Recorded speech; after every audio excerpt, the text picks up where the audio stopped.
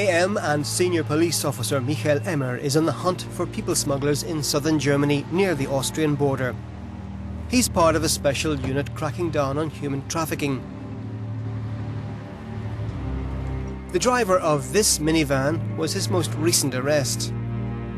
Michael's team will be boosted soon in response to the surge in smuggling.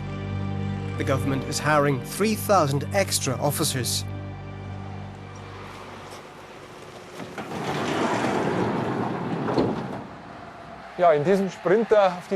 We rescued 39 people squeezed together inside this minivan, including a small child and a baby. Just imagine the situation. You're packed in, everybody pressed against each other. You can't move. It's a human tragedy.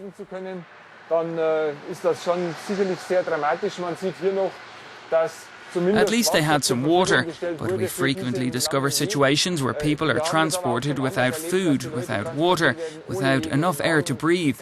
Here they had air at least. There's an opening towards the driver's cabin. The smuggler and the refugees were able to communicate, but we've had other situations where we had to call in the emergency medical unit.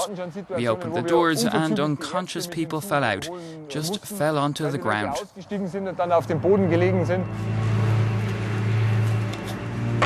The driver of this van is now behind bars in the company of many other suspected traffickers.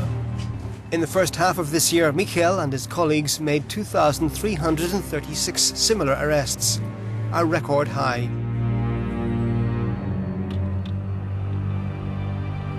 Just a few weeks ago in Austria, 71 men, women and children died inside a refrigerated lorry.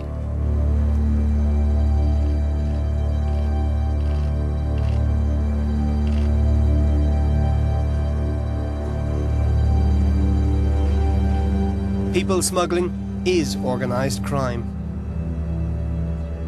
We have a few key witnesses. Some smugglers hope to get lighter sentences by telling us about the men pulling the strings. Some of the money is channeled to a mafia-like organisation based in Hungary.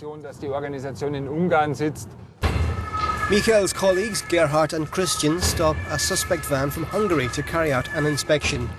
Most migrants cross from Italy and Hungary into Austria and Germany. Between June and August, the Bavarian police arrested some 15 smugglers per night. Since Germany's recent reintroduction of border controls, the number has doubled. Passau is where the Danube rolls from Germany into Austria.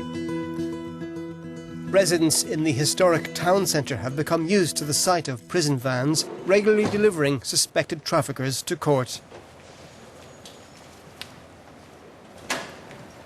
In Passau, we meet a senior state prosecutor.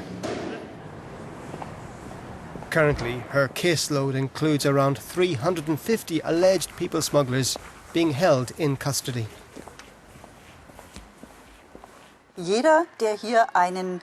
Everyone who brings people without identity papers into the country runs the risk of being jailed for 5 years. The sentences could be longer in cases where people have been exposed to risk in transit, up to 10 years in jail. If someone dies in transit, the minimum sentence is 3 years and can go up to 15 years. As a border town, Passau is fertile ground for smuggling and human trafficking. Local lawyer Markus Ille has seen a sharp rise in people smuggling since May. He defends dozens of smuggling suspects. Small fish, he calls them. One client asked me to work slowly. He wants to stay in jail during the winter because at least there he has a job. He earns about €170 a month making mousetraps, more than he'd earn in Romania. As winter approaches, he has no job at home. The drivers are just the poor devils who take the blame. And the men who pull the strings are big crime gangsters making a fortune. On a vast hired lot, hundreds of seized smuggling vans await destruction. Most of those arrested are from Hungary, Romania, Syria, Bulgaria and Serbia.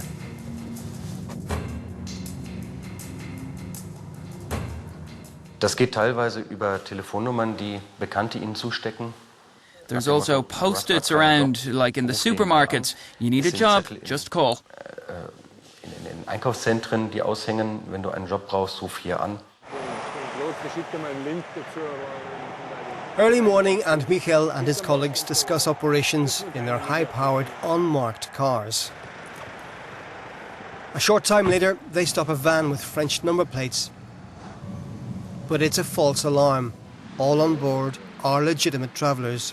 European politicians agree that more has to be done to fight the traffickers, not only in the Mediterranean, but also along Europe's land borders. We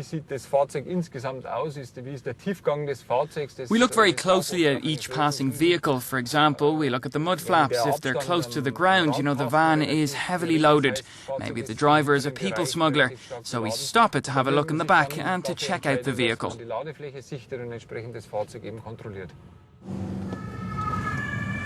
European authorities estimate there are some 30,000 people smugglers around the continent, profiting from the refugees' plight. On the outskirts of Passau, the patrol stops a group of refugees for a routine ID check. Tarek and his friends survived the capsizing of a boat before reaching Greece. Fortunately, Tarek can swim.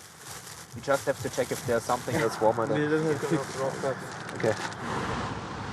To get from Syria to Germany, Tarek paid smugglers. Altogether, we paid 2,000 euros per head to get to Greece. We paid most of the money in Turkey, about 1,000 euros. Later on, we had to pay another 1,000 to get to here. The Bavarian Interior Minister arrives in Passau to inaugurate a new coordination centre where German, Austrian and Hungarian agents will work together against the traffickers. Europe needs to cooperate to stem the flow of migrants, the minister says. Hungary is in charge of the outer border of the Schengen area. The country has full responsibility in this task. Hungary is obliged to guarantee that no one enters the Schengen area legally, and it's wrong to criticise Hungary. On the other hand, we have Italy, which constantly breaches European law by disregarding the Schengen and the Dublin agreements. A few months ago, the traffickers could squeeze 10,000 euros out of each refugee from Iraq and Syria heading for Germany. When Berlin decided to open its borders for a few days, prices went down sharply, but those special offers still came with the risk of death. Michael reminds us. It happened just here. When the smuggler saw that we were trailing him, he slammed on the brakes and jumped out while the van was still moving. The 8 migrants, among them a baby and a child, were in a moving vehicle in the fast lane with no driver. The smuggler jumped over the barrier, ran across the motorway and into the woods. The driver of the truck coming behind managed to brake in time. It doesn't even bear thinking about what could have happened. It would have been a massacre. The van driver was caught. Michael and his colleagues are determined he won't be the last.